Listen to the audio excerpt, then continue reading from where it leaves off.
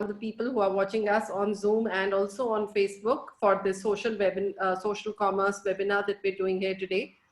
Indeed, times have changed dramatically in the last few months, particularly the pandemic has sort of nailed it very hard in the ground. The digital is the way forward for the business, and every business which is not digital could probably be on a very weak footing and would possibly be going out of business if they are not prepared or technologically enabled in the coming months. So, for me, I think social commerce has been one area that as an editor, we have been following very closely as to how it is going to change the brands, how it is going to change retailers to talk with their customers. And almost social commerce, which was somewhere there in the shadows, has come mainstream, wherein today retailers and brands are now looking at social commerce first from a engagement perspective with their customers. Indeed, it does help for the brand to reach much closer to its customer than he would have otherwise or she would have otherwise, because now there is somebody who is talking to your brand. An influencer, probably if you're using in social commerce, is actually telling more about your brand to the customer and is also talking back to your customer, which is not possible either unless you are, of course, doing it in a very, very physical retail environment where people actually come and talk to you. Of course, the whole importance of videos, the importance of talking to your customer, the importance of showing your product on visually, digitally, has now taken a separate level of importance. And I think whether it's omni-channel or social commerce, it's all going to be integrated in part of it. So another offshoot of e-commerce, which I feel, which is really, really important, is social commerce. And that's what we're going to talk about. And we have a very interesting panel and members who've joined us over here today who will give us a sense of what social commerce is. And today, particularly for all brands, it's absolutely the way forward for them to see how they can go ahead and be doing their business on social. So let me start with you, Mukul. You're working with so many brands, and also with Arvind, which has been the fashion, the mecca of India. And they are the brands who really sort of set the fashion scene in India always.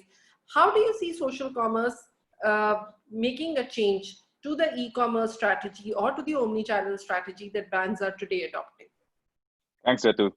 Fantastic topic for us to be discussing, and a good place to start. Social commerce, Ritu, and we should be clear to, I think, define social commerce first. I think it covers a lot of different things, but largely it's the use of social platforms to sell, right? So whether it is Facebook or Instagram or WhatsApp, any of these social media platforms that have now become selling platforms beyond the communication and the community aspects of that platform, right? And as you think about what's happened over the last few years, is you're seeing these social platforms getting a lot of consumers, right? A lot of people who are on these platforms are ultimately also consumers. And so it's only natural for these platforms, beyond being a place for community and conversations, to also start thinking about, well, if people are talking, can we sell through these conversations? And that realization has come to the forefront, especially post the COVID world now, because what you're seeing is brands and retailers want to be present where consumers are, right? Because demand has become fragmented. It's no longer coming into the store. So social becomes a natural platform for brands and retailers to be now present, because your consumers are present there. They are talking, they're communicating, they're active, right? So the activity rate on social platforms is pretty high. So can you influence your consumers on these platforms by making shopping an inherent part of the conversations that are happening on these platforms? And so what we're seeing for the first time is the platforms themselves are making themselves available for commerce. So you are seeing the ecosystems being ready for commerce for the first time. Previously, it was very hard for you to even have basic links, shopping kind of functionality on these platforms. But over the last year, what we've seen is all of these platforms have created ways for brands, advertisers, retailers to start, they build functionality for us to start using to sell chats. So we work with our brand partners and our retailers. What they're seeing is they want to have active conversations on these platforms where the brand or the retailer is present. They want call to actions on these platforms where the user is able to take a conversation on these platforms and then make it shoppable in a certain way. So whether it is deep linking into their existing e-commerce properties, or some platforms are now also doing end-to-end kind of shopping journey on the platform itself. You don't have to leave the platform. So for example, with our partners on WhatsApp now, you're able to create a WhatsApp storefront, right? That's the big need of the hour. There's a Yeah. lot of my customers who are on WhatsApp. How do I make sure that I can create a store on WhatsApp itself where they don't have to leave WhatsApp at all and they can complete the entire journey from discovery to purchase on WhatsApp? So we're seeing both versions with our partners, is creating discovery journeys on social platform where you're then transferring that journey to a store or to a website, or you're seeing journeys where the end-to-end journeys on the platform itself. So Right. both are being enabled by us. So hopefully that gives you kind of a quick overview before we get into more specifics. Yes, I mean, just for a very quick understanding, if you can share some early data that you've seen, where is the maximum traction coming? Is it coming on WhatsApp? Is it coming on Instagram or Facebook? Yeah, good question. So we see a lot of discovery journeys on Instagram, where people are discovering brands for the first time. Influencers on Instagram. So you see a lot of traction on Instagram where influencers are, especially for brands that are not very well known and want to create a little bit of discovery. Instagram ends up being the first place most of our partners start, either through their own Instagram channels or through influencer channels where products are introduced or taken to market from a discovery point of view. So Instagram definitely is a big source for us in terms of discovery. From a shopping point of view, WhatsApp over the last 6 months has picked up quite a bit. And again, you have to think about your strategy as a retailer or a brand. If you think about the category you're in, you have shop categories and you have non-shop categories as retailers. And non-shopped, I mean, these are habitual buying categories, right? When you buy Sephora oil, you don't really have to discover Sephora oil every time you go shop. You know Yeah. that you want to buy 2 liters of Sephora oil, you have to just place the order. For non-shop categories, a platform like WhatsApp becomes fairly ubiquitous, right? Because you literally go to a chatbot or a WhatsApp channel for a brand, you place the order, the entire journey happens directly on WhatsApp. For more shop categories like fashion and lifestyle, what you see is a lot of discovery can happen on channels like Instagram and Facebook, but you ultimately need to push that traffic to a site or an app or a marketplace to convert that journey, because people want to browse, they want to read more, right? And that necessarily doesn't happen very well on certain platforms, right? You get a glimpse of something, but if you want to go deeper, you have to kind of go to a different channel to kind of learn more. That's one thing we see. The other thing we also see is the nature of what you use social for. A key theme in retail these days is personalization, right? How do you make something more relevant for a customer when they're shopping, right? So there's pull shopping and push shopping. Traditional channels like e-commerce are great for pull shopping. You as a customer go to an e-commerce site, you're able to browse on your own, you see what interests you and you buy it. Social channels actually work out better for push shopping, right? Where you're able to curate something for a customer, show them something very personalized and specific on that channel, get their attention, and then have them convert somehow. So for push campaigns, social is becoming the new kind of retail ready solution that we're trying to push. So that's the kind of differences you see in different channels. Sure. Yeah, Yeah. interesting. Let me come back to you. Let me ask you something, Amit. Things have been changing very rapidly. I mean, till last year, I could only hear that a lot of retailers are saying that they want to go omni-channel. And now you see a lot of different streams which are happening within e-commerce itself. There's social commerce, and then there's hyper-local e-commerce. So there's just too many things that have sort of come into being in the last month or two. So, so if you were to sort of guide a brand or tell a brand as to how they need to plan their digital journey, what are the first 2 or 3 things that immediately come to your mind? Sure. I mean, look, I think the first thing that's very important to do is to be very clear on what you mean with some of these words, right? And I think sometimes the danger is that in the vocabulary and in the verbiage, we lose sight of what ultimately matters, which is that, what does the customer care about? Like Mukul said, not only where is the customer, but what is their mindset? What do they care about? And I think going back to first principles about creating these compelling customer journeys, what we call, is really the key to unlocking value. And it has to be very first principles based rather than jargon based. I would advise to all brands to put aside most of the literature and wisdom about omni-channel that has been written in the last 10 years, because most of it is useless.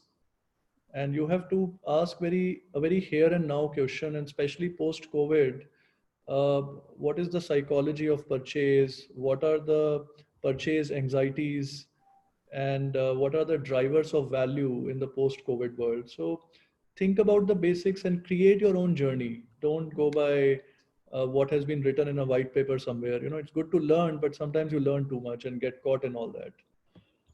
The second thing is that, our belief at ShopX has been that the entire physical economy has to be wrapped in a digital layer, right?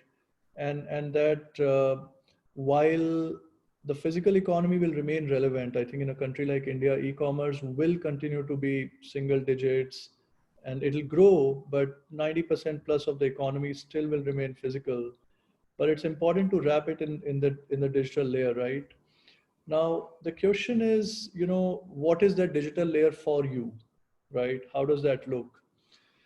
Some specific pointers to brands for thinking about it is that, one is think about what kind of platforms do you want to partner with, right? The role of platforms is very important because platforms allow an ecosystem to be built. For most brands, this is a bigger problem than any one person can solve on their own. Any Right. brand, any like even big platforms like, let's say, Google or WhatsApp, we are fairly sizable today. We know that we cannot solve it on our own. So you have to ask, what's your platform and ecosystem strategy? Who do you want to partner with, right? To make this happen. And typically takes 3 to 4 integrations to create a compelling journey for the end consumer. So I'll leave it at that, but I think those are two good thoughts to kind of keep in mind as you start off. Sure. No, I think I quite liked your thought of actually putting a digital layer on the physical brand. It would be interesting to see how that's going to happen. But let me talk to the brands themselves and really understand where are they, what are their pain points, and how are they experiencing this journey. So Varun, let me come to you first. And Mama Earth was primarily been a digital, born as a digital brand, and now, of course, while you have a physical distribution also, what is it that you've learned in the early days of digital distribution in India? And how do you think that has significantly undergone or transformed in the last few days? And how are you using your social channels to make sure that, you're right there next to the customer and telling him what he or she wants to know? Sure. Hi, I'm Varun. We run a young brand called Mama Earth, which is, like Ritu said, almost 90% of our business even today comes from online, and it's almost 1 million units that we are selling in a month. So that's a wide enough business that we've been able to achieve digital only. And now let me divide your question into two parts, because I think in our vocabulary, social commerce is very different from using social media for selling. And, using social media for selling and running funnels through that is still a brand talking to an individual or a consumer and driving a funnel. And while in our vocabulary, social commerce is all about people-to-people commerce, right? Where in which large startups like Meesho, Shop 101, etc., have been created. It is nothing new. There are large personal care brands like Oriflame and Avon, etc., which have been built on P2P commerce. Now it's just people are finding ways to do that digitally. And I'll probably come to that later. Let me answer the first part of the question you asked, which is how did our journey start? How did digital help, and how it has shaped, especially in the post-COVID era. I think from beginning, given apart from, of course, digital first being a great buzzword approach, and it just logically made sense. We had limited money. We had a very targeted audience that we wanted to reach out to, and digital was the best way to create your funnels, reach out to. And that time we were only a baby care brand, so specifically parents who are looking for evolved options and where we can specifically add interest and behavioral attributes and reach out to the right audience with our communication, and then close the loop through digital commerce itself. So you don't need to go anywhere else. If you like what I'm talking about, right, why not just close the loop and buy it? And I'm giving you all the sense of urgency drivers in terms of influence and to buy it, right? So that's how the journey started for us. And it just made absolute sense to go digital first and reach out to this targeted cohort that we wanted to. And over time, we realized that, you know, the size of cohort available and the willingness to buy, especially in our category, which is a high level of involvement category. And people want to research, people want to see reviews, people want to see how to use, etc. And is clearly there. And hence, as we expand category, the distribution and marketing channels can still be the same, and which is what we kept focusing on. And in fact, at one point of time, we had reached a fork where we were more than 100 crores last year. And we wanted to have a clear line of thought as to from here to, you know, let's say 500,000, how do we sort of take a path? And even then we chose the route of going digital first, because we realized that the offline game is a very different game. There are large organizations which enjoy economy of scale in that game. And while we can execute it, but we will never come out as efficient, sustainable winners in that space. And while the narrative of building an online only, an online first company and having strong skills and technology in that space was a much stronger and more attractive narrative for us. And so we chose to go that route. And now coming to the part of post-COVID, and I think honestly, there were, when we were seeing in the early days of COVID, there were two possibilities. One was tailwinds, which is clearly expectation was that a lot more people will come online and buy. But then there were headwinds as well, that people are going to focus purely on essentials. People are undergoing economic challenges as well, and hence they might reduce their consumption. And so we were also wondering which side will play off bigger. But at least for our category and the kind of consumers that we are targeting, we have seen that the tailwinds are way stronger than headwinds. And so demand has clearly been on extremely positive side. And we are already at a significantly better run rate than we were at pre-COVID times. And the only thing that is you know, a challenge at this point of time is ability to fulfill. And so supply chain complexities are major complexities, and in our D2C business, as well as our partner businesses like Amazon, Nykaa, Flipkart, etc. What we are realizing is that while there is a potential to capture a significantly larger demand, which is coming and wanting to buy online, and the fact that you have labor which has migrated away, the fact that you do not have enough warehouse manpower, the fact that the logistics ecosystem is also weakened because of all the lockdowns, and a lot of pin codes are not serviceable. A lot of delivery timelines have become double of what they used to be, and is not exactly helping businesses capture that new demand which is coming in. And as time passes and this problem of supply gets resolved, and brands, especially commerce-oriented brands, in my belief, will see a lot of traction coming up. Sure. So, you know, if you were to give like 3 takeaways for selling on social and social commerce to a very young startup brand, what do you think they should be doing right now? So I think, you know, like I said, to me, selling on social and social commerce are two different games itself. And social commerce, I wouldn't suggest. So social commerce to me, and I'll define again, is people selling on behalf of you, and you creating consultants, you know, you creating Influencers. you know, influencers. Again, to me, is selling through social game. And social commerce is where you have your clearly defined consultants, and the entire is a multi-level pyramid model and all of that, and where people sell on your behalf on WhatsApp and some of the dark social mediums. And So it's actually having like digital distributors for you. Exactly. And for example, Meesho, Shop 101, right, a Glow Road, right, are all really driving towards that social commerce trend. What we realized early on while working with them is that brands cannot sort of be built through that route, because you need a lot of training. So while you know, brands like Amway, Avon have been built through that route, but that has required a lot of brand specific training. And so we're also doing a pilot. We have a separate app for that, right? And there is something working, but I wouldn't suggest startups to sort of, you know, look at that domain. On the other hand, selling through social domain is an absolute must that I'd sort of recommend every new startup that is coming in to try. And of course, if the largest reach is still provided by the Facebook, Instagram ecosystem. So that is, if you're especially a lifestyle or imagery based brand, and that is the first channel that you should focus on for cold acquisitions. And Google ecosystem is the best ecosystem for remarketing today. And so once you have started generating cold interest in your brand and your products, you should use the Google ecosystem to ensure that you're able to drive conversions on this funnel. And then there are a lot of other ecosystems available. WhatsApp is a great ecosystem for CRM, and now of course also becoming a good ecosystem the same.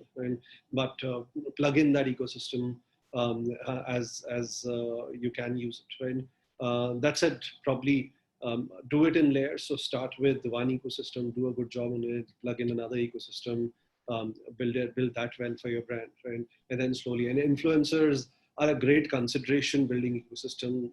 In parlance of persuasion, we use the word social proof a lot, and that consumers of the internet are looking for social proof in the form of reviews, in the form of actual people talking about your product. And influencers provide a great way of providing social proof to the consumers through which they can build consideration around your brand, and you can plug that part into your funnel as well. So I think those. You said it. There was this one data point that I came across while I was researching the topic. It said that at least 84% shoppers review the feedback on a social media website before they buy a product which is not known to them, which is really quite huge.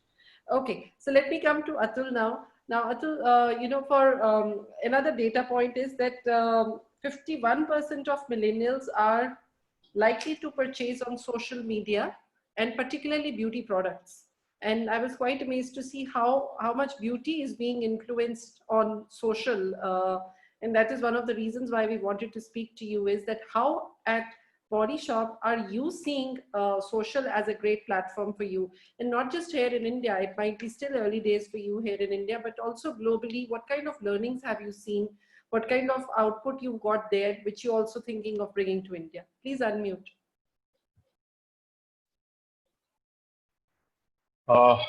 Thank you for presenting this question to me. I mean, I was listening to, captivated by what Varun was talking about earlier, and I think we have a we're in the same industry, but we have a completely different challenge. His is a digital first organization, and mine is a physical first organization.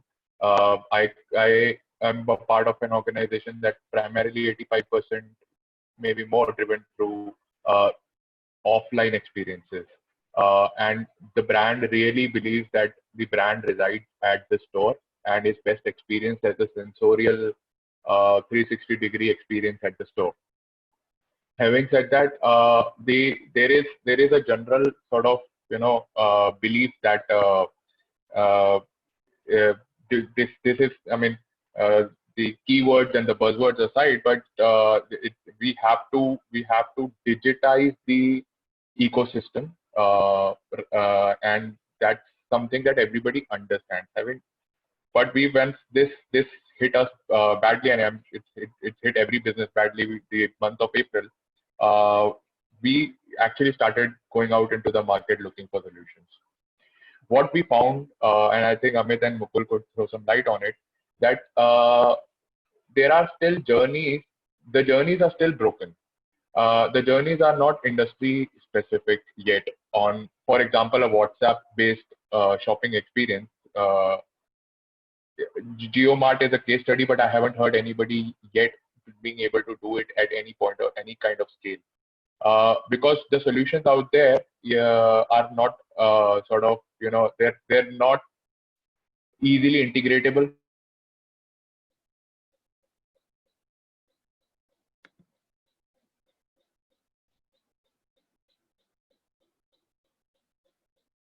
Oh, I think we lost him there. Okay, we'll come back to him once again. Can you hear him? No, we can't. Okay, so all right, so let's going forward, let me ask this from you in terms of as he joins back again, Varun, you've made a good point about how differentiating between social and social e-commerce is very important. But Mukul, if I was going to ask you this, have you sort of done any kind of differentiation at your end about how to differentiate between social and social commerce, and therefore help to plan the journey of brands going forward? Yeah, and I think that's Varun raised a very good point, which is how do you define this, right? Because the entire shopping on social versus a platform like Meesho are two very different journeys. What we work with largely is for brands and retailers to start selling through social channels, not necessarily creating a Meesho, kind of property or a storefront for them. This is, the social commerce that I think Varun was referring to is part of your overall distribution and marketing strategy in terms of how are you getting your products out there. What we are working on more is enabling retailers to sell across multiple storefronts, some of those storefronts being social storefronts. So I think that's the key difference. If your question, Ritu, is whether we help with the social commerce as Varun described it, that's not something we do.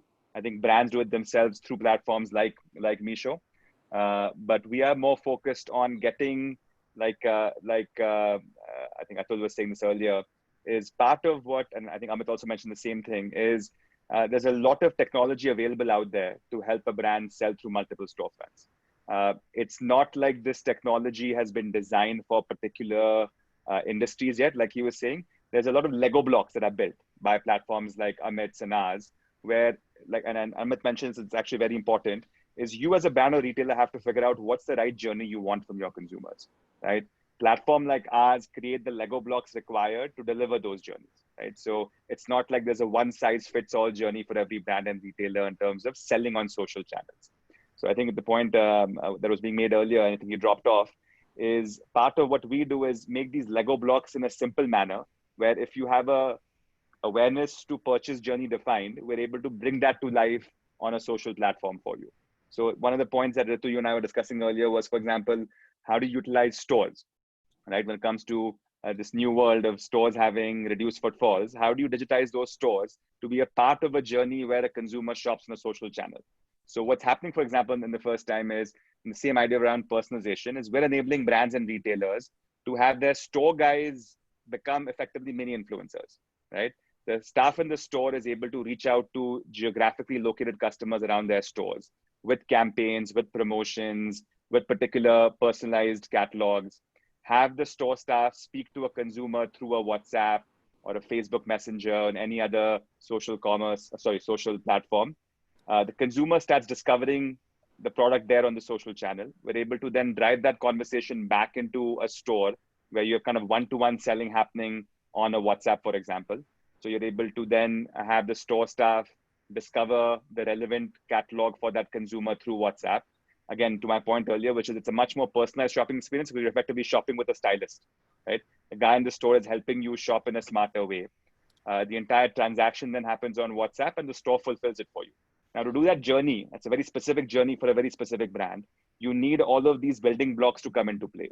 You need WhatsApp as a front-end channel. You need a commerce layer to be able to have real-time inventory and order management. You need to have a payments solution partner to be able to then create a payment link for that customer to pay. You have to have hyper-local delivery at scale to be able to do this from various stores that are fulfilling orders. So this is that journey that has to be what he was talking about earlier. It has to be thought through and then built using the platforms and the technology available for you. A platform like ours kind of makes it simpler for you to have that journey built using our Lego building blocks. So that's very different from the world that Varun is talking about, which is the actual social commerce that happens through a platform like Meesho, where you're creating distribution through these resellers. But I mean, particularly for you, Mukul, is this something interesting? I mean, what Meesho is doing, this is something pretty much any brand can do. They've always been in a physical world. They've always appointed franchisees and franchisees Yeah. Yep. stores. But this is something, these are like having digital franchisees for your digital reselling obviously is a no-brainer, right? You're again creating more distribution for your products. As Varun said, I think he's probably best able to comment on this. Is how do you actually, is it just adding to your top line, or are you building a brand? I think his point was that you can't build brands this way.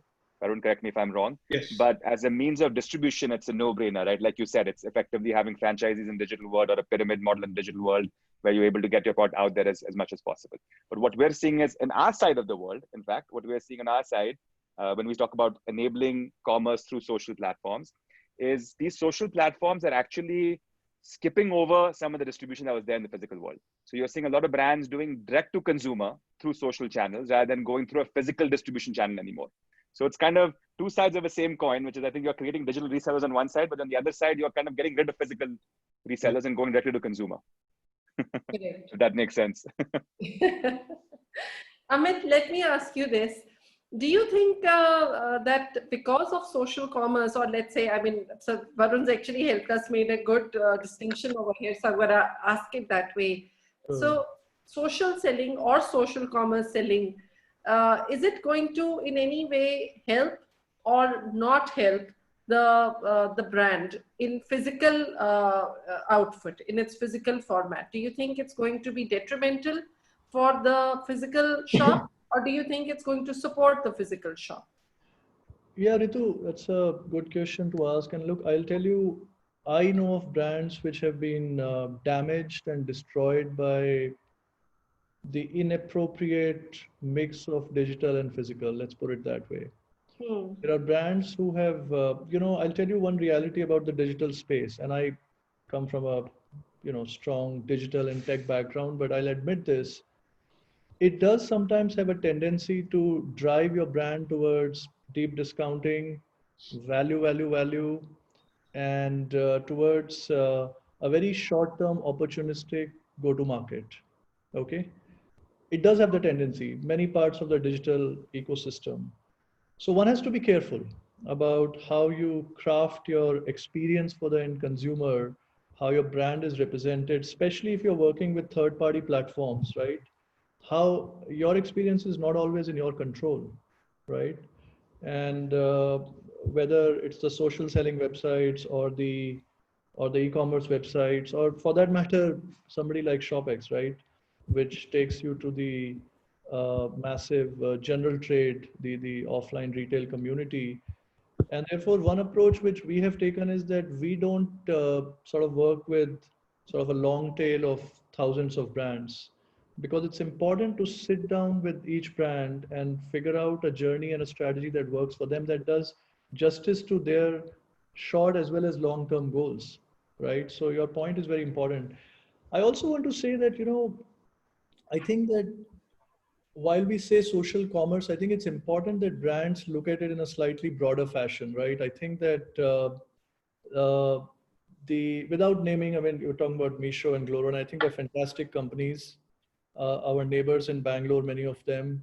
But I think it works extremely well for some brands. It works as a near-term distribution amplifier for other brands, and it does not work for many other brands.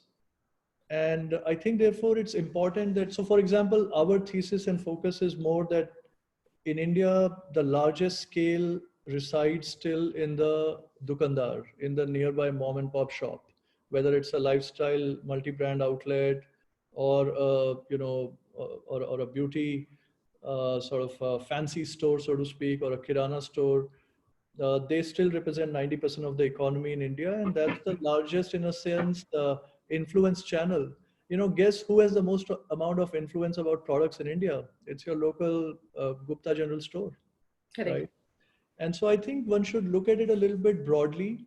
But as you look at it, and connecting to my earlier point, it's important, therefore, I would again re-emphasize, I think every brand should have two types of people in their strategic sort of, strategy and execution sphere. One is the appropriate platform or platforms, e-commerce, somebody like ShopX, which is more around retail. It could be social selling, Misho type of platforms. You need a platform. I think it's very hard to construct the customer acquisition funnel, the conversion funnel, the logistics fulfillment on your own. It's next to impossible for a brand. But at the same time, and we encourage our partner brands to do the same, you also need a partner who can work with you to navigate these platforms. So think of it like a platform partner and a services partner, right? Or a consulting partner, who could be anybody. I mean, I don't know if, maybe Mukul's firm sort of works closely with brands to help them navigate their platform strategy. But in this complexity, I think it's advisable to identify who your choice of platforms are, depending on your customer journey that you want to master, and who your services partner is, who will kind of help you glue it all together. That's very important. So I'll leave it at that. Yeah. So I see that Atul is back. Atul, can you hear me? Hi. Hi. Yeah, loud and clear. Yeah, so we lost you there. So, Sorry, I dropped off. Yeah.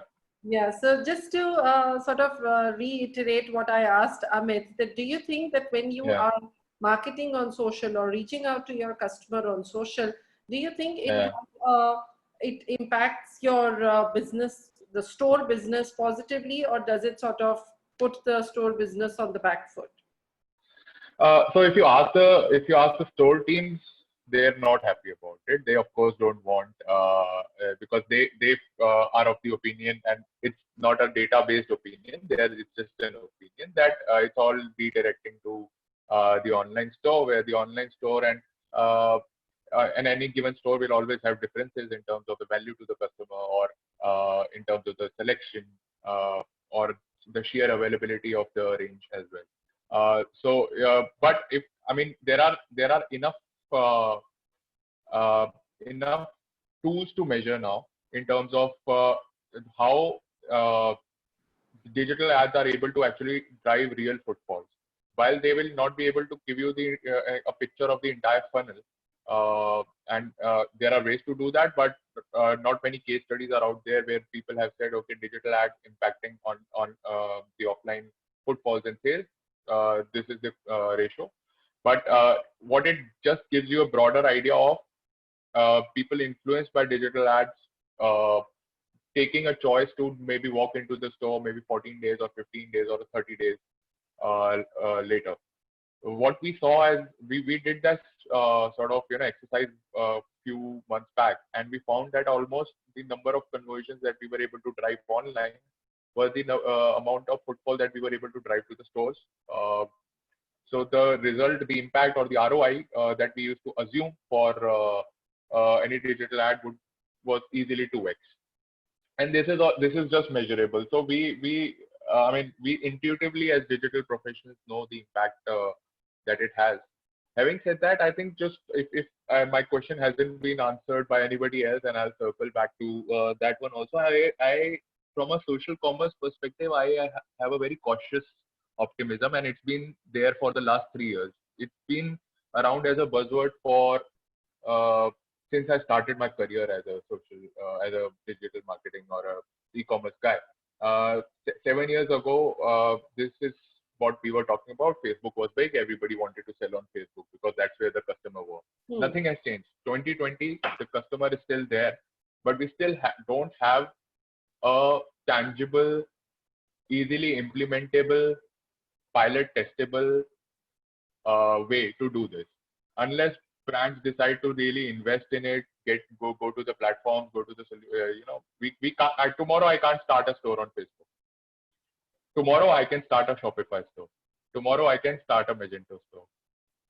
So I have this, and I believe Instagram shopping has started in US. I'm sort of not very well versed with what the results are there, but I think people are. It's only what will happen on social commerce, and if it becomes easy as a solution, is impulse purchases are still something that can happen through social commerce, but considered long-term, purchases will still not happen. And why people love Amazon, why people love Flipkart is the fact that they can at the same time see what others think about it, which is already being provided by these platforms. So unless it's Facebook tomorrow decides to create another Amazon, have all the features as easily available to a brand or a seller or whoever, I think it has some way to go when people talk about it being the next big thing. That's my 2 cents here. I'm sure there is a lot of disagreement in the panel here. Which is okay. Yeah, which is what we want. So Varun, let me ask you this. Now, how do you gauge metrics and analytics across multiple platforms, both across social as well as social commerce? So how do you sort of do your data analytics for your products? Please unmute. Sure. No, so I think till you're on an early stage level, attribution is usually not a challenge. Even Google Analytics is a great tool where you can, if you're if you're passing the right attributes and using the right UTM links, you can easily trace back the journey of a consumer to what was the last click that they did. And that said, as things scale up and you have multi-channel traffic which is coming in, and the traffic size also increases, and then you have to go for specialist tools where multi-attribution tracking, etc., can be done well, because you're also wanting to understand, while yes, this sale came, the last click came from a certain advertisement, but that's not necessarily the ad that they saw as the first communication as well. Someone could have seen a YouTube video and then probably the next day searched again for a category on Google, found a shopping ad, come to your website, checked you out, and dropped off again. And then on Facebook, 3 days down the line, seen an ad through which they finally came and purchased. And now, from last click attribution perspective, all the merit or sort of value will go to Facebook in this case. But reality is, this is a funnel that has worked. And so so when you reach at that stage, then you need advanced tools, so Mixpanel, Adobe attribution metrics, etc. So that's what we use to figure out some of those metrics. But metrics still largely remain same in terms of how we are evaluating efficiency of some of these mediums. It's still CAC, ROS, CTRs, conversion rates, which are coming from these mediums. But how you track multi-attribution journeys is what becomes complex over time. Sure. Mukul, how is it that you give data analytics or answer analytics for your customers? Please unmute. So, yeah, similar to what Varun said, is as you have multiple storefronts, you have to start attributing the traffic coming from these storefronts, and it's all the metrics remain the same. Like Varun said, it's still having an attribution model of where the traffic is coming from, whether it's last click or time decay or some weighted average model. You'll still have to have your inherent click-through metrics, your custom acquisition metrics, your conversion rates that have to happen through channels. So we report all of that across channels for our consumers. With social, what we do is there's also an engagement rate, right, metric that kind of comes into play with social, which is how many sessions of engagement are you seeing with the customer before they decide to buy, right? So as you go up funnel, engagement rate also ends up being a metric we help track across various channels. As Varun was saying, some of these are multi-session journeys. I think that's the nature of shopping these days, that it's not a linear journey, but you will actually have multiple engagement touch points before a customer decides to buy. What we do is, the two things that we do is we track engagement across channels, whether it is social, but also, for example, in store, right? Whether the store has traditionally been a dark area when it comes to tracking of data. Through our solutions, what we also do is able to track sessions happening in store. So you're able to attribute even that session along with the digital sessions that lead to a conversion. So we're able to effectively create that data platform. Because as you do omnichannel retail, one of the things you realize is you want this kind of unified data platform to be able to capture this data coming from various sources. So we provide that as a service to our partners. We're able to attribute conversions to data coming from various channels, whether it's stores or digital. So that's how we do it. Sure. So we've got now a lot of questions coming in. So I think we should probably try to address a few. So one we've got from Facebook is that what does the panel think about the trends of community commerce as well as micro communities that have emerged from social commerce as a base? Okay. Who's going to take that up? I think Varun might be the man of the hour on this one. Varun, you want to take that? I think we're still a little some time away from some of these channels to become large enough where they matter to businesses at large. And almost all of these channels exist in some form or the other. For example, there is another question around live commerce, right, which is big in China. And let's understand, China is like 10x our size and penetration, and probably 100x our size when it comes to the consumption on mobile. And hence, even a small pie and some of these niche channels are, some of them are niche channels are bigger than entire e-commerce in India, right? So it's actually anything which is even like 1% of that share is really large. And but in India, we're still at nascent stages. Our transactions and real e-commerce transacting consumers are still under 100 million, and their frequency is also going up. They were largely buying electronics till about last year. Now they're getting into different kind of categories, right? So I think we're still a little far away from some of these to become a large phenomena, but these channels are there, right? So live commerce, right? So if you look at Naptol or some of those, remember those मैं पहले मोटा था अब मैं, that TV advertising where you have to call right there and then and order stuff, right? I mean, in hours they can sell 10,000 units, right? And that model of live commerce exists, and it will go to digital, and as Instagram Live picks up, as YouTube Live picks up, a lot of influencers will start doing live commerce big time in India. As video commerce apps, so for example, some simple rules of the world pick up, and that will further feed into some of that, right? So similarly, the community commerce or some of these pieces will shape up, right? But we're 5 years away from them becoming large opportunities, right? Where brands can consider them as serious route to markets.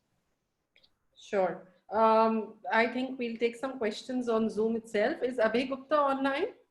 I think he has a question here.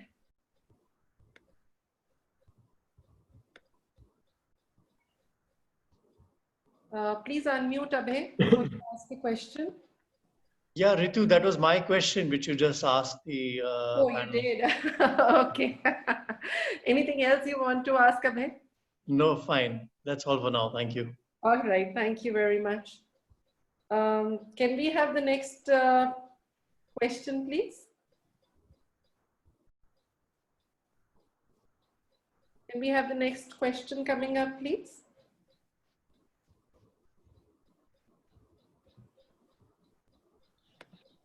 Okay. Just a second. Madhavi, can you please unmute and ask your question?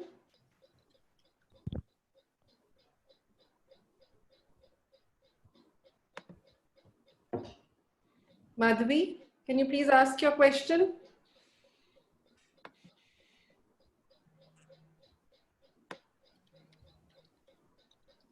Okay, so she says that we are manufacturers of healthy millet snacks where we want to introduce the product pan India. So what could be a good strategy for this? I think you can take it, Varun. Okay, again. So one of the things which I tell everyone is that there are some indicators or certain markers that you should use to check if your category is great to sell on e-commerce or not, right? So one of the markers is, do you have a high selling price? And that selling price is, you should be in the range of at least 250 to 300 rupees per transaction, and could be in form of multi-packs if it's a repeat category, right? But in general, do you have that selling price? Secondly, is your category a high level of involvement category? Consumers come to internet for search first, right? And then now it is also social and discovery second, but it's still search first, right? So you have to think from your category angle that do people search my category? Do people want to understand more about this category, want to check out a few reviews before they make a decision on that category? So for example, if you had to buy chocolates, right, you wouldn't go on Google and check top 5 chocolates in India, right? So it'll largely be an impulse purchase that you would do. And so that's the second thing that you should check for your category. And when you're thinking of commerce-based launches. And And third thing could possibly be, is your category something which the consumer ends up buying like with a decent frequency, at least once in a quarter? And because largely D2C funnels are, are not first step profitable funnels, right? You largely end up losing money on the first transaction, and you make money on the ongoing transactions because you have a CRM then, and you acquired the consumer data. And so if you're in a category where you don't see them coming again and buying, then that's a problem. So I don't think I'll be able to answer that specific question well, but use these three benchmarks to understand if e-commerce is your way to go, or are you still better off with retail experience. Largely, food brands are still a lot about getting discovered, sampled. In short, there is that POS display where you're able to sort of get things going. While there are categories in food which have done really well on commerce, like supplements especially. But then I think that call is something that they'll need to take for themselves, right? But those are the yardsticks which they can decide if commerce is a great play for them or not. Sure. So the next question is coming from Suman M. Suman, is Suman online? Please unmute, Suman. Go ahead, Hi. please. Yes, very good evening, panel. Myself, Suman Murthy. I'm an entrepreneur from Bangalore. So I run a recruitment firm as well as a edtech company. Come from a decade of experience in retail. So physically, I've employed more than 2,000 staffs across India. So my question is particular to Amit for ShopX. So I know the ShopX is majorly focusing on hyperlocal delivery, right? How is it actually helpful for the consumer?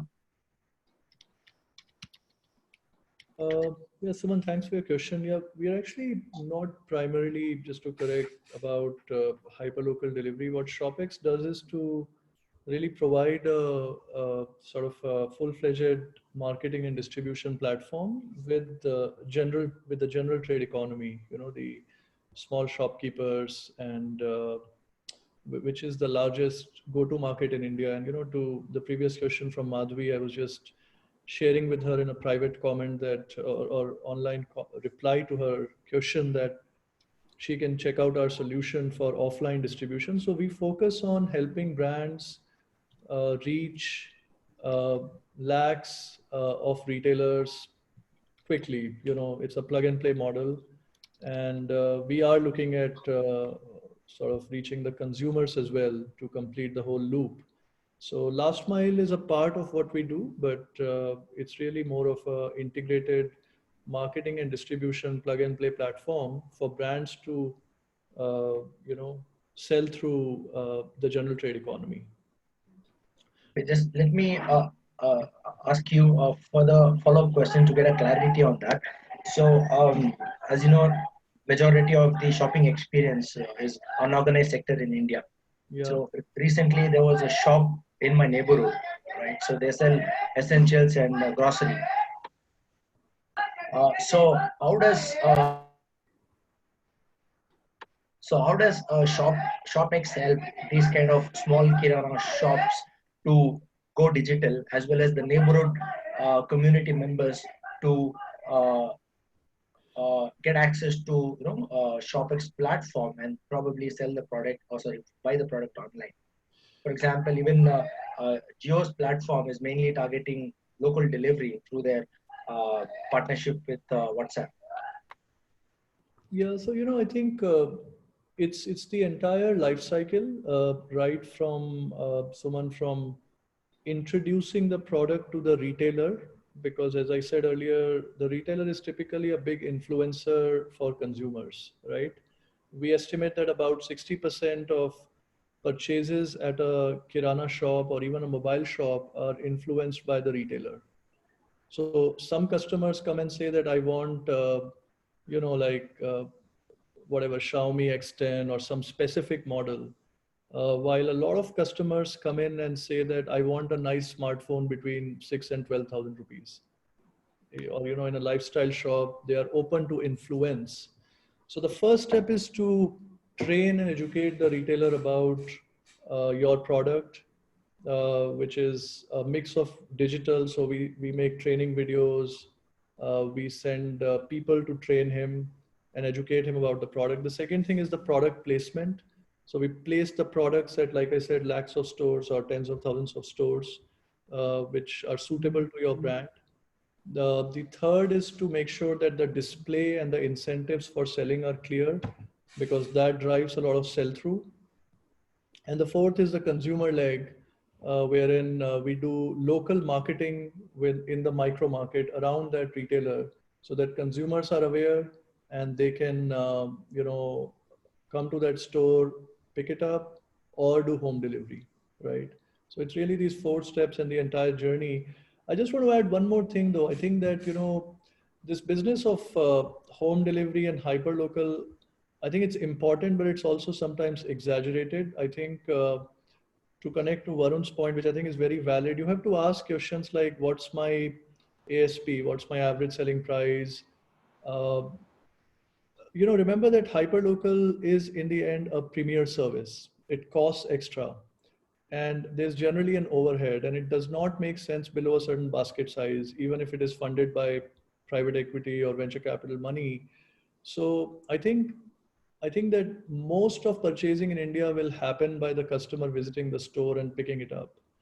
I think for some brands, it makes sense to pursue the home delivery use case.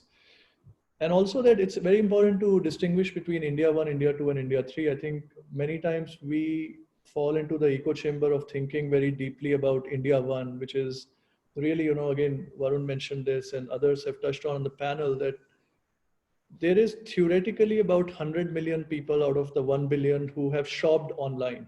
About 110 billion is the quoted number. But if you look at people who are active online buyers, right, it's actually a smaller fraction, like pick your number, but 30, 40 million who actually buy regularly online, let's say once a quarter, right? So I think that it's important to realize where India is and whether it's social commerce, hyper local, or even e-commerce. I think what is really the 80-20 for your brand? Where does the large scale and volume lie? And what are the mainstream use cases that will really drive volume? I feel like sometimes conceptual talk drowns out the reality of scale, and we draw false parallels with China and the US. India is not China, it's not US. So we have to be very careful about the real drivers of scale and volume for you. And I think things like store pickup will remain a majority of the sales. Home delivery is interesting for some of the brands, some of the times. Okay. But I hope my explanation of ShopX was helpful to you. It's the entire gamut covering the four parts of the sales cycle. Sure, Amit. We'll take the next question from Ashutosh. Yeah. Ashutosh, if you can please unmute and ask. Ashutosh, please unmute.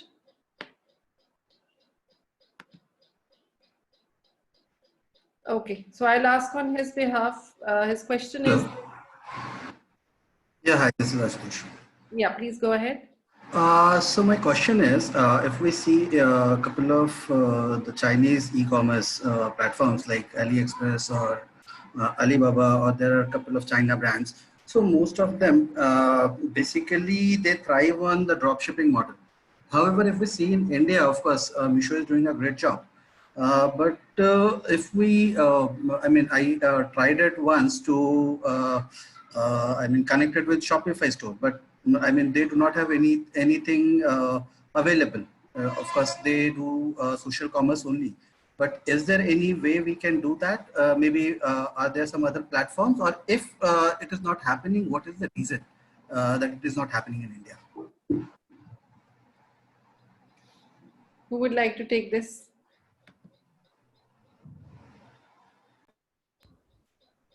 I honestly haven't understood the question. So, he's asking that if there is any platform like AliExpress or Alibaba where they're more focused on drop shipping. So I think essentially idea is to understand drop shipping a little closely.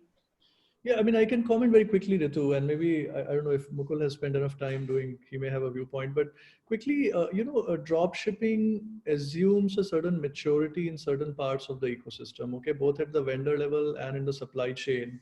And we just were not ready so far, and it leads to, Like I can tell you for ShopX, we ship more than 1 million parcels a month. We don't do drop shipping because I can't guarantee quality. I cannot guarantee that it's a blue parcel, undamaged, going to the customer. So we flow everything through our warehouse. And it's called the cross-docking model. It's not quite drop shipping, which is directly from vendor to buyer. But I don't think the maturity of vendors and their own internal processes, they don't have ERPs, they don't have visibility into their own inventory. So the ecosystem just wasn't there in terms of vendors or supply chain. But I don't know if anybody wants to add. Yeah, on the drop shipping point, I think what we do is with our partners, where we're doing their omnichannel enablement, the entire logistics part for us is effectively managed, right? So we effectively help them with their logistics, which is a lot of these, even tier 1 brands in India, like Amit said, don't have the maturity to kind of handle logistics on their own. So depending on where the fulfillment point is, a lot of times our partners fulfill from stores, they fulfill from warehouses. We manage the entire logistics for them to kind of take care of some of the issues that Amit mentioned, which is things like SLAs, ensuring things get delivered on time. At scale, a lot of partners can't do it on their own, and so we do it for them. That being said, we are also fulfilling from tier 3, tier 4 cities in terms of store delivery, right? And so we're still able to pick up these items from stores and have it delivered to customers without having it to go through a distribution point or a warehouse. But again, it's not at the maturity that we would see in other countries where a lot of retailers are doing it on their own. They don't require help to do it. So we're still one step behind maybe the US and China when it comes to a pure play kind of drop shipping model. Sure. I think Varun Jami is next. Is Varun online? Please unmute, Varun. Go ahead. Hi, this is me. Thank you so much for giving me the chance. So we are making a building material. We're making homeware products using crop residues, and I wanted to get some input on how we could go to market. So we understand that for homeware products, an experience of feeling the product is very important. So my question is basically on how we could pivot the cost of consumer acquisition when it comes to store-based operations versus online sales, and if we can run an experience purely online, which could take away the hurdles of the experience in the store. Can I get some inputs on the cost of consumer acquisition bits for online operations versus storefront operations? Mukul, you want to take this? I think actually probably Atul would be the right person on something like this. The cost of acquisitions for digital, I mean, what you're seeing versus physical, because for us, honestly, we don't look at the marketing data that closely. Okay. No, fair enough. Fair enough. The moment that question was asked, I figured that I should be the one taking it up. Having said that, I stayed quiet because this is quite a different category that I haven't personally experienced. So I don't know which exactly what the product is, and I really can't comment on it. So I will leave the category part aside, and I will look at it more from a holistic, how you should approach such a decision. I think one of the things that you should keep in mind is that if you are completely convinced that your brand or your product or your category is something that is experienced at the, oh my God. I think we lost him there. Yeah, I mean, I quickly comment, Ritu, since Sure, go ahead. dropped off. I mean, more from the fact that we now run a digital offline, but previous to this, I was running an e-commerce business, and I think the acquisition cost can be quite high. I mean, if you are running your own storefront, your own abc.com, then like Varun said earlier, the first time cost of acquiring a customer can be as high as 500 to 1500, 2000 rupees. I mean, you would be lucky if you are below 500. And that typically cannot be recovered from the profit of your first transaction, clearly. It cannot be recovered from the profit of your first 5 transactions, generally speaking. So you have to build a customer lifetime value model and estimate what is a retained customer worth over, let's say, 20 transactions, and what is your retention percentage. So you have to do what's called customer acquisition cost versus LTV analysis, lifetime value, and see if that math adds up. On the offline front, it's a little bit of a toss-up. I mean, I don't think anybody can comment without knowing the details of where your stores are, what's the cost. But yeah, what we have found is many times that it's actually cheaper to acquire customers offline. So, but you have to get into the specifics. For online, read up some literature on CAC and CLTV, and that should help you out. Sure. I think we're nearly out of time, but maybe in interest of there's so many questions pouring in, maybe Amit, do you have some time, Mukul? Another 5 minutes? Does that work for you? Sure, Ritu, Yeah, I can go on. Yeah. Okay. So, there is somebody who's actually asked an interesting question that why are the new omni-channel VC funded brands afraid of relying on third-party distribution? Because big traditional brands have been built on solid offline distribution.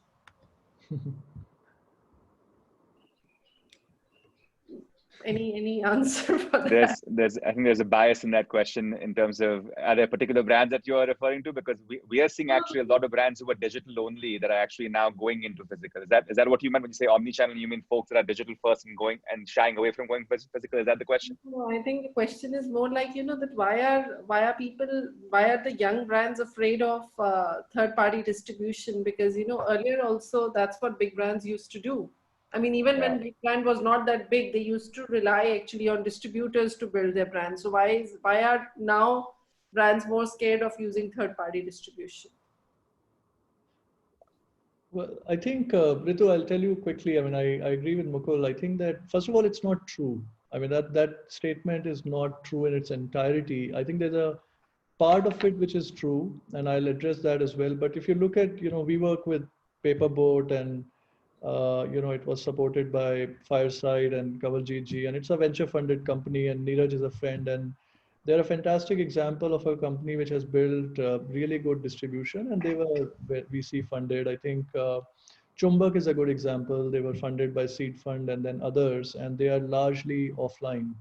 And they have actually, I mean, I'm a happy customer of Chumbak, and they've done really well on the product and distribution front. So there's a whole host of VCs who are comfortable with offline distribution. Sometimes there are different types of VCs though, just like there are different entrepreneurs. And I mean, having raised capital multiple times, I think you have to ask if you are keen on offline, VC A, B, and C may not be the right VC for you. That is probably true. And then you have to ask which VC. So for example, Kawaljeet was himself in the FMCG industry, so he understands it, and he therefore could support Hector in terms of going offline. So you have to find the right VC. I think some of the VCs are not comfortable because it's difficult, it's complicated, it's much more complicated than the online world. The online distribution can be deceptively easy to start with. You can get your website up in like a week or 2 weeks if you are clever about it. However, that deceptive start doesn't always translate to profitable growth. I actually agree with the question that many times the good old fashioned or maybe a newer version of offline distribution, something we are trying to do, is actually more profitable for most brands over any meaningful time frame, let's say a couple of years. But you have to find the right partners, including investors who understand that space. Otherwise you may be pushed into sort of an online direction. Sure. So we'll take this one final question from Gaurav Juneja. Gaurav, if you can unmute and ask your question, please. Hi everyone, my name is Gaurav Juneja, and I have a retail stores of consumer electronics, mobile and IT stores in Delhi. We have 12 stores and we are purely a retail store. So my question is, if I create my own website and e-commerce site and tries to sell there, so how I will be able to compete from Amazons and Flipkarts, being they must be having a bigger technology and a big pockets. Sure. Amit, who wants to take this? Do you have any thoughts or suggestions? Yeah. Sorry. So Gaurav, you said you have, what's the business again? It's an electronics business. Consumer electronics, IT and mobile retail store. Correct. Totally retail. Yeah. So, I think Gaurav, the thought in this is, and this is a thought that we have with all of our partners as we discuss what should be your channel strategy, is that, look, if you were to pick one channel, right, that you are selling on, would it make, digitally now I'm talking about, would it make sense for you to sell first on a Flipkart or an Amazon, or have your own site?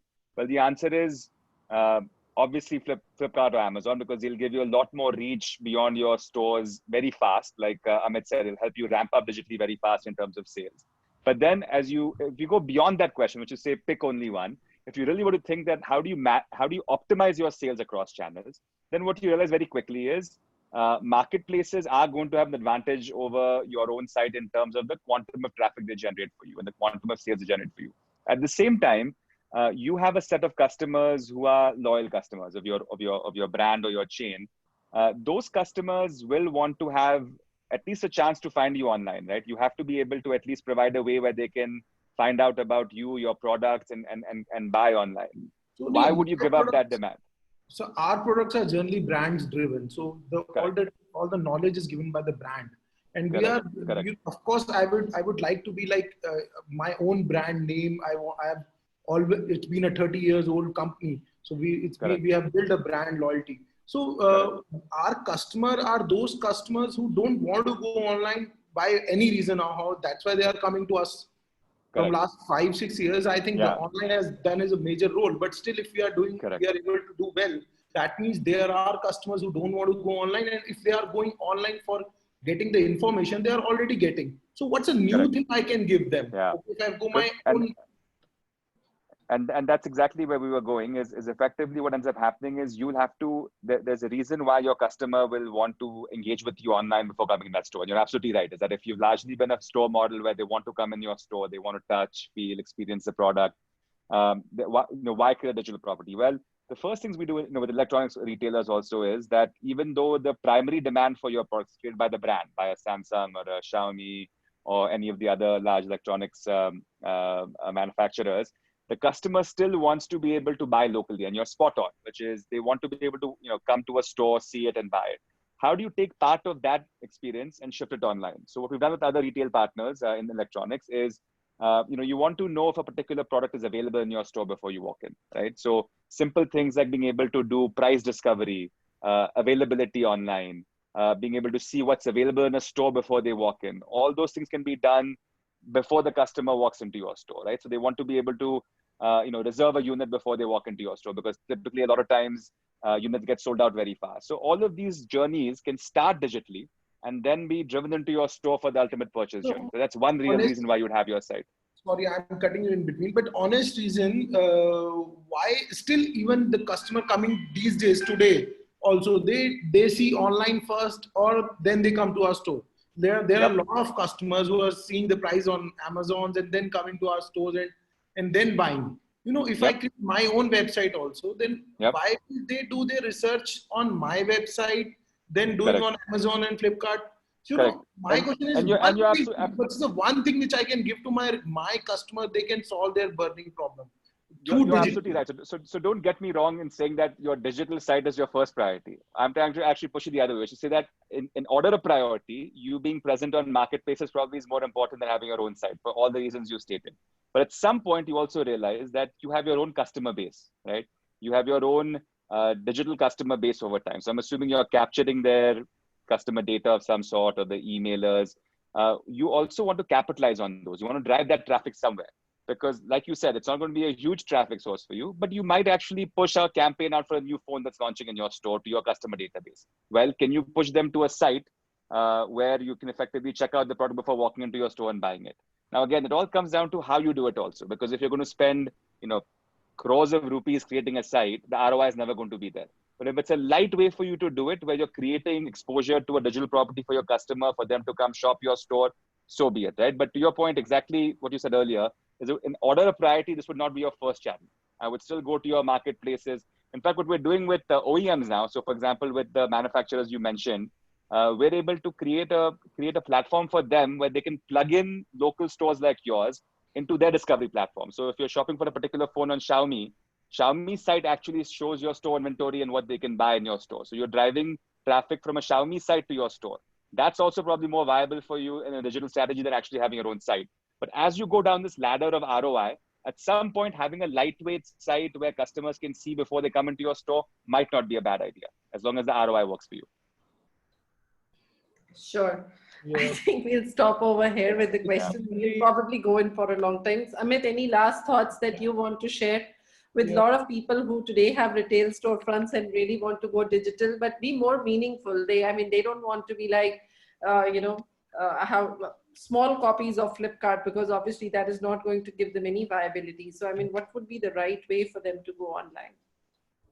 Yeah, we work with, more than 1 lakh mobile stores, and many of them are like Gaurav's store in Delhi. We have about 7,000 in Delhi. And, it's not even about the specific nature. My only message to everybody will be that, look, we live in a time where in many ways, nobody competes against anybody else and everybody competes against everybody. So I wouldn't get into too much of, that how do I compete against Flipkart or Amazon, right? It is truly an age of what we call co-optation, competition at the same time. And I think the main message I'll have for everybody is again that, get help. I think the questions that are coming up are very valid questions, but you need to navigate a lot of knowledge gaps, a lot of customized help. Each of you needs hours and hours of one-on-one discussion with somebody. And often what I find is the problem is small businesses and SMEs and emerging brands not taking help. And who do you get help from? The easy framework is think about a platform which you can leverage. And there is at least 4 different types of platforms: e-commerce, social commerce, digital offline like ShopX, and you have a few other hyper-local like Swiggy and so on, right? There's probably more types, and there's probably 10 to 15 major platforms in India, which are, let's say, more than $500 million type of scale, right? You can look at all of them and draw your own matrix. The second kind of help that I think I would encourage all SMEs and brands to seek is some kind of a service partner, like a consulting partner. It could be help you take from an expert. It could be a firm, but don't try to solve all of this by yourself. It's impossible, and the gaps are too large. So get help is my message, and it will help you navigate the complexity. Sure. Thanks, Amit. Atul, you're here. So we're actually almost at the end of the panel. We lost in between, but any last messages you have for retail companies who are looking to go digital? What could be a good starting point, which is not overly too complex or too expensive for them? Some simple ideas. So I think because I think in the last 2 months we've been having multiple webinars, we've been working from home, and we've been digitized, and a lot of retail companies have had to sort of quickly adapt to the new way of working. The whole idea of becoming a digital first company has sort of seeped into this psyche now. So when they just think about digital first companies, they're not only talking about digital business as such, they're also talking about implementing digital as a way of life. So now I think what has happened is that unwittingly this pandemic has sort of triggered them into, if not action, but at least pre-action to getting things done. But at the same time, it's a journey. So if you started now, you can't do that journey in 3 months. You can't finish that journey in 6 months. You had to look at where you are in terms of the internal ecosystem, in terms of the IT system, in terms of ERP. Where are you in that scale? What are the low-hanging fruits that you could sort of quickly look to sort out and take baby steps? Even though those baby steps are taken more frequently, but it has to be still a baby step, because you can't you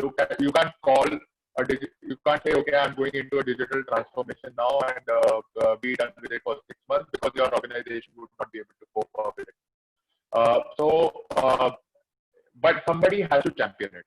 So I think what retail companies need to do is make a core team of the forward-thinking, perhaps millennials if required, to sort of identify 4 or 5 different projects that you could do and not try to do everything all at once. And that team, let that team lead and let that team drive your direction and drive your adaptation into the new ways of doing business. I think that's what Mukul is really trying to do here in one sense. Yeah. Okay, so I just want to say thank you to all of you. Thank you to all the participants. I know you have lots of questions, but our time is up. We'll try to do another initiative on social commerce, or largely on social and digital retailing, so that more questions can be answered. But thank you to the entire panelists, Mukul, Atul, Amit, and Varun, who just left us a while back, for joining us and adding great value over here to our participants, and also to bring new learnings on the table on social commerce and e-commerce going forward.